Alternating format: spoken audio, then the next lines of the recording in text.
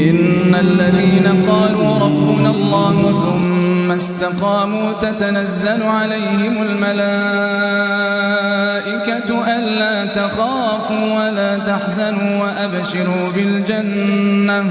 وأبشروا بالجنة التي كنتم توعدون نحن أولياؤكم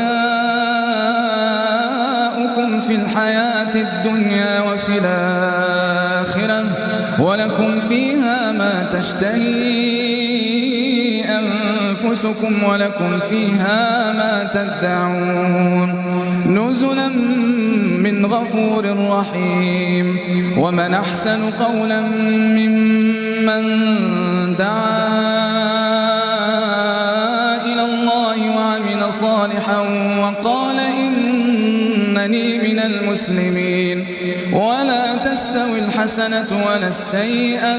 ادفع بالتي هي أحسن فإذا الذي بينك وبينه عداوة كأنه ولي حميم وما يلقاها إلا الذين صبروا وما يلقاها إلا ذو حظ عظيم وإما ينزغنك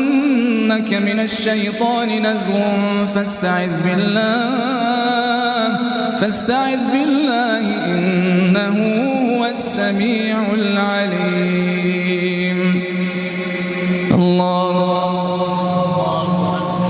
الله أكبر